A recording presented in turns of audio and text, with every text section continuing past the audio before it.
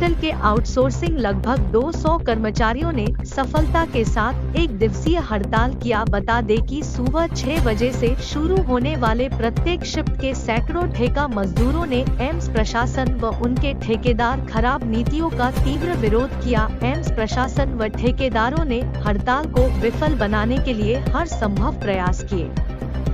इसके बावजूद हड़ताल सफल रहा और एम्स अस्पताल के मजदूर मांग कर रहे कि छंटनी किए गए मजदूरों को पुनः वापस लिया जाए, अनुपस्थिति दर्ज करने का गैर कानूनी तौर तरीका बंद किया जाए तथा मजदूर कानूनों परिपालन सुनिश्चित किया जाए।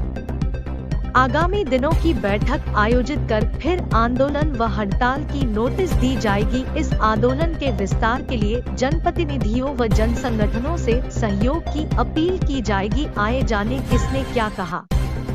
जिंदाबाद जिंदाबाद जिंदाबाद मजदूर एकता जिंदाबाद जिंदाबाद जिंदाबाद मजदूर एकता जिंदाबाद जिंदाबाद जिंदाबाद बोल मजदूरा हल्ला बोल मजदूरा हल्ला बोल ठेकेदार के दलालों पर हल्ला बोल ठेकेदारों के दलालों पर हल्ला बोल चारों ओर से हल्ला बोल चारों ओर से हल्ला बोल ऊपर से हल्ला बोल ऊपर से हल्ला बोल नीचे से हल्ला बोल नीचे से हल्ला बोल बोल बहना हल्ला बोल बहना हल्ला बोल। नमस्कार दर्शकों, आप देख रहे हैं हल्ला बोल न्यूज़ और हम यहाँ एम्स के गेट नंबर 3 के विपरीत ओर खड़े हैं। यहाँ पे एम्स के कर्मचारी लगातार जो है धरना देते और नाराबाजी करते आ रहे हैं। क्या इनकी समस्या है? जो देश की सबसे बड़ी स्वास्थ्य यूनिट है एम्स, उसके कर्मचारी आज धरने पर यहाँ पे खड़े हैं। तो क्या कुछ कारण है कि ये यहाँ पे रोड में आकर के धरना देने पे मजबूर हो गए? तो हम एम्स के जो भी कर्मचारी यहाँ पे धरने पे खड़े हैं उनसे जानने की कोशिश करेंगे कि एम्स प्रशासन द्वारा इन पर किस प्रकार की अत्याचार की जा रही है या इनको क्यों बाहर निकाला गया है। इन सारे मुद्दों को लेकर के जो ये धरना दे रहे हैं उसके विषय में हम जानने की कोशिश करेंगे कि धरना जो है लगातार ये क्यों देते आ रहे हैं और इनकी संख्या दिन ब दिन क्यों बढ़ते जा रही है। पिछली बार भी आप लोगों ने धरना दिया था और आज भी धरना दे रहे हैं, तो इसका सबसे बड़ा कारण क्या है कि आप लोगों को रोड में आकर के धरना देना पड़ रहा है? मैं उसमें एक सुधार चाहूँगा। पिछले बार धरना दिया था, आज के दिन जो है हम हड़ताल पर है और सारे हड़ताली साथी यहाँ पे इकट्ठे हुए। दरअसल ये जो एम्स प्रबंधन है उनको हड़ताल और प्रदर्शन के बीच जो अंतर है उसके ज्ञान नहीं है। हम आज हड़ताल कर रहे हैं, नोटिफाइड हड़ताल है। इस हड़ताल में फर्स्ट शिफ्ट, सेकंड शिफ्ट और जो बाद के नाइट शिफ्ट उनके साथी शामिल हुए और हड़ताल के जरिए इस मांग को उठा रहे हैं कि 22 कर्मचारियों को जो अवैध तरीके से निकाले गए हो उनको फिर से नौकरी में बहाल की जाए, उनकी इस पीरियड का पूरा तनख्वाह दी जाए। साथ ही साथ एम्स के अंदर अटेंडेंस लगाने की एक जंगली प्रथा विद्यमान है। कोई अगर 1 मिनट लेट आता है उसको आगामी 10 दिन के लिए एब्सेंट शो कर दिया जाता। ऐसा भारत में कहीं भी नहीं होता। भारत में एम्स और संगठन है रायपुर जहाँ पे श्रम कानून लागू नहीं होता, जहाँ पे विलयन एवं नियमन कानून लागू होना चाहिए।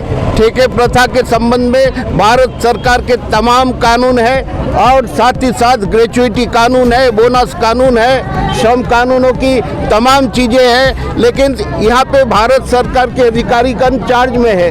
कोई डायरेक्टर है, कोई डिप्टी डायरेक्टर है, कोई जॉइंट डायरेक्टर है, सारे के सारे भारत सरकार के कर्मचारी है। लेकिन उनको जिम्मेदारी नहीं है भारत सरकार के आदेशों का, भारत सरकार ने जो संसद में कानून पारित किया उसको लागू करने की। भारत सरकार जो है ठेका प्रथा को लेकर के किस प्रकार के जो कानून का निर्माण किया है जो आप लोगों के लिए उपयोग में नहीं हो रहा है? नहीं, ठेके प्रथा में एक कानून है, ठेके प्रथा एबोलिशन एक्ट। उस एक्ट के तहत किसी मजदूर को अगर निकालना है तो मजदूर से स्पष्टीकरण मांगना होगा। मजदूर के खिलाफ एक जांच कमेटी बिठाना पड़ेगा और इस जांच कमेटी की रिपोर्ट मजदूर को देना पड़ेगा। इन तमाम स्पष्टीकरण के बाद ही किसी को निकाला जा सकता है। मुँह जवानी, कल से नौकरी में मत आओ, ये सिर्फ बर्बर प्रशासक मिस्टर क्या नाम है डायरेक्टर के राज नागरकर के राज में ही हो सकता है। ऐसा भारत के किसी भी अन्य कंपनी में नहीं है। हमने देखा दूसरे कंपनी बैंकों में जाइए, वहाँ का प्रशासन पूरा मौका देता है। बाजू में भिलाई स्टील प्लांट जाइए, वहाँ के प्रशासन किसी को निकालने के पहले तमाम मौका देता है, या कोई मौका नहीं है। एक ठेकेदार है जिसका नाम है सोलंकी, MG सोलंकी, उसकी आवाज़ इस तरह का है, इस तरह को बोलता है कि मानो डायरेक्टर वो है, मिस्टर नागरकर डायरेक्टर नहीं है। हर बात में कहता है डायरेक्टर मेरे कान में बोला। अब कितना नजदीक आके कान में बोला मुझे नहीं पता। अभी जो समस्या है सोलंकी को लेकर के है या फिर नागरकर को लेकर के है? मुख्य समस्या तो ये है, नागरकर अगर इस बात को समझ जाए 2 मिनट के अंदर सारे चीज़ ठीक होता है। लेकिन नागरकर की प्रतिनिधिमंडल चीफ लेबर कमिश्नर के ऑफिस में जाके कहता है ठेका मजदूरों के मामले में हमारी कोई जिम्मेदारी नहीं है, प्रिंसिपल एम्प्लॉयर की कोई जिम्मेदारी नहीं है। नागरकर के प्रतिनिधि जाके आप चीफ लेबर कमिश्नर से बात कर सकते हैं। वह बोल के आया इन ठेका मजदूर हमारा नहीं है, हम इनके लिए कोई जिम्मेदार नहीं है। जिम्मेदारी से मुक्त हो गए तो उनको क्या कहेंगे? समस्या तो नागरकर को लेकर ज़्यादा है। और जब वो ठेकेदार कहता है नागरकर मेरा मित्र है, नागरकर के कहने से मैं सब कुछ कर रहा हूँ, लोगों को निकाल रहा हूँ, तो दोनों हमारे लिए समान बात है, उसमें कोई दिक्कत नहीं है। आपने स्वास्थ्य मंत्री के पास ये सब बातें रखी? स्वास्थ्य मंत्री के पास ज्ञापन सोचा, स्वास्थ्य मंत्रालय से उसका एक्नॉलेजमेंट आया, उन्होंने लिखा कि इसकी जांच पड़ताल हो रही है जी। और न केवल स्वास्थ्य मंत्री, रायपुर शहर में 11 संसदीय दल की SC/ST संसदीय दल के 31 प्रतिनिधि आए थे। उनमें से हम 18 लोगों से मिले, उनको बताया कि ये जो पीड़ित लोग हैं उसमें से 70% SC/ST वर्ग के हैं, उनके साथ किस तरह की भेदभाव हो रहा है। हम राज्यपाल को ज्ञापन दिए, हमने इस प्रदेश के सारे सांसदों को ज्ञापन दिए, और इस प्रक्रिया में बदनाम ठेकेदार कम हो रहा है, मिस्टर नागरकर ज़्यादा हो रहा है। इसके बाद भी उन्हें होश क्यों नहीं आ रहा है मुझे नहीं पता। आपने जिनसे जो केंद्र की टीम से बात किया उनके तरफ से आपका आउटपुट क्या आया? आउटपुट उन्होंने कहा कि इसको देख रहे, पड़ताल कर रहे। उन्होंने कहा हम दूसरे किसी काम से आए, आपने ये सब चीज़ें रखा, उस पर हम उपयुक्त कार्रवाई करेंगे। सबसे बड़ी बात अभी खुल करके आ रही है, जो पूरे एम्स के जो एम्प्लॉई है, ठेका प्रथा के एम्प्लॉई है, वो अब हॉस्पिटल से निकल करके धरने पे आए हैं। तो क्या इससे हॉस्पिटल प्रशासन प्रभावित हो रहा है कि नहीं? हॉस्पिटल प्रशासन तो हमेशा से ही प्रभावित है। हॉस्पिटल में जो कामकाज, उस पर आज के दिन में हम टिप्पणी नहीं करना चाहते। हॉस्पिटल प्रभावित है। सफाई अगर नहीं है हॉस्पिटल में तो हॉस्पिटल क्षेत्र की क्या हालत हो सकते हैं। और पहली बार हमारे सफाई कर्मचारियों की बड़ी संख्या अपनी अहमियत को समझे। बल्क में first shift, general shift, second shift, सारे के सारे लोग आ गए, सारे प्रभावित हुए। सफाई अगर प्रभावित है, बाकी तो छोटे छोटे यूनिट।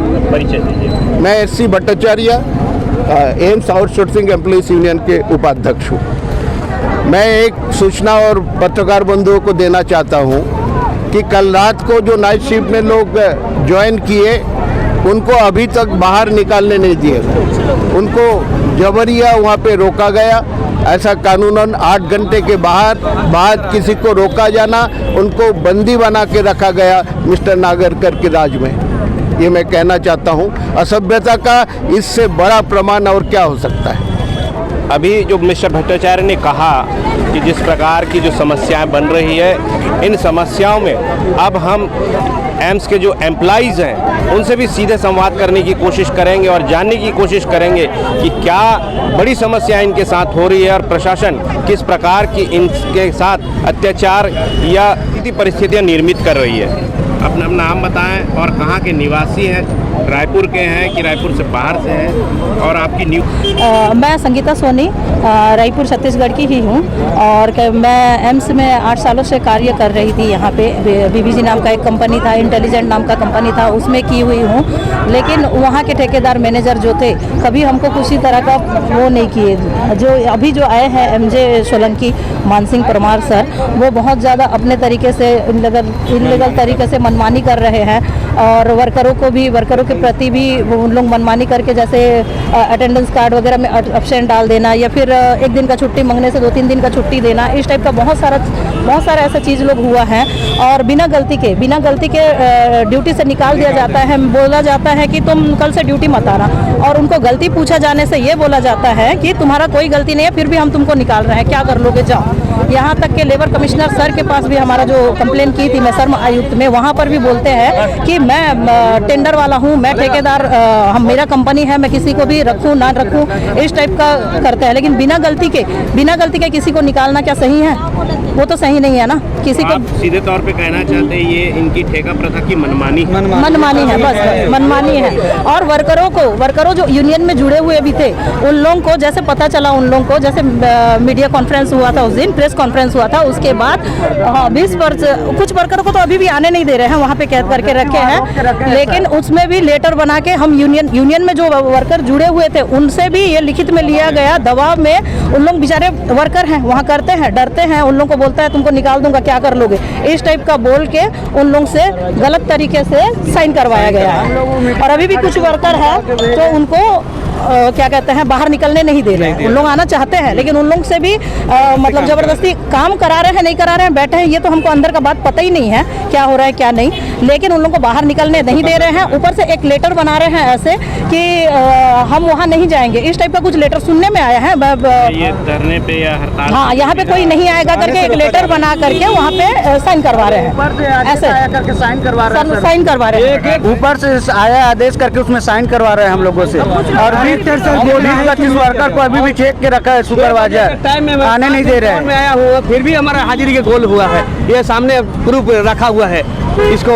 अब फिर हमको 10 दिन के लिए अब्सेंट करके बैठा दिया गया जबरदस्ती, तुम यूनियन बाजी करते हो, तुम ये करते हो वो करते हो जबरदस्ती के। तो मैं बोला था यूनियन बाजी कोई खराब चीज़ नहीं है, बहुत अच्छा चीज़ है वर्कर के लिए। तो वो बोला डायरेक्ट मतलब यूनियन बाजी करोगे तो तुम जाओ गेट के बाहर और उन्हें 10 दिन करते रहना आराम से। अगर एक मिनट के लिए भी लेट हो जा रहा है तो ड्यूटी मत आना करके बोल रहे हैं, सीधा एब्सेंट लगा दे रहे हो, 5 दिन के लिए बिठा दे रहे हैं, 5 दिन 10 दिन के लिए बिठा दे रहे हैं, बिल्कुल ड्यूटी मत आना बोल रहे हैं। 6 बजे का टाइम है, लेडीज लोग के लिए पूरा शोषण कर रहे हैं। मेरा नाम अरुण कुमार गुप्ता है। मैं सब स्टेशन में ऑपरेटर की हैसियत से काम कर रहा था। पिछले 7 वर्षों से मैं काम कर रहा था और 10 दिसंबर को हमको पता चलता है, हम 11 दिसंबर को हम जाते हैं ड्यूटी, तो हमारा नाम वहाँ से हटा दिया जाता है, रोस्टर से भी हटा दिया गया, सब जगह से हटा दिया गया। और हम जब पूछे कि हमको निकाला क्यों गया है तो हमने उनको ज्ञापन भी सौंपा, सारी चीज़ें दी, मेल के द्वारा भी सूचना देने की कोशिश की गई, फिर भी हमको उसका जवाब नहीं मिला। और हम जब पूछ रहे हैं कि हमको क्यों निकाला गया तो हमको कोई बताया नहीं जा रहा है। हम हमारे 4 बंदों को निकाला गया है और 9 लोगों को एक्स्ट्रा भर लिया गया है, नहीं भर्ती। जब आप निकाल सकते हैं तो फिर हमने क्या बिगाड़ा था उनका, जबरन का हमको निकाल दिया गया। रायपुर एम्स में गेट क्रमांक 4 पे खड़े हैं और आपने सुना कि कर्मचारियों की व्यथा, किस प्रकार से जो है कर्मचारी पीड़ित हैं। यहाँ के एम्स प्राइवेट प्रशासन से, यहाँ के जो अधिकारी हैं मनमाना ढंग से यहाँ के प्राइवेट कर्मचारियों को निकाल रहे हैं। इनका आरोप भी है कि ये प्रेजेंट रहते हैं, उसके बावजूद भी ये प्रशासन जो है एब्सेंट लगा करके इनकी अनुपस्थिति कर बाहर निकाल दे रहे हैं। यहाँ पे हज़ारों की संख्या में जो एम्प्लाई काम कर रहे हैं उनमें से 100-200 प्रतिदिन निकाला जा रहा है। ये कि जो लोग एम्स में अपनी आस्था लेकर के आते हैं, स्वास्थ्य की बेहतर स्वास्थ्य के लेकर के पहुँचते हैं कि एम्स में कहीं कोई निवारण ना हो तो एम्स में होगा, क्योंकि भारत सरकार की महत्वाकांक्षी योजना का एम्स है। यहाँ पे इस प्रकार की जो परिस्थितियाँ निर्मित हो रही है, कर्मचारियों के साथ लगातार जो है अन्याय हो रहा है, ये एक सबसे बड़ा विषय है। देश में व्यवस्था कानून है, मजदूर कानून है, उनको ताक में रख करके यहाँ की प्रशासन लगातार मनमानी किया जा रहा है। अब सरकार के तक इन लोगों की गुहार पहुंच चुकी है, मगर सरकार जो है अभी विवेचना के तहत बैठी हुई है कि कब होगा इनका फैसला, ये देखने वाली बात होगी। तो हमारे साथ बने रहिए, देखते रहिए खास खबर। मैं दीपक मजुमदार और आप देख रहे हैं हल्ला बोल न्यूज़।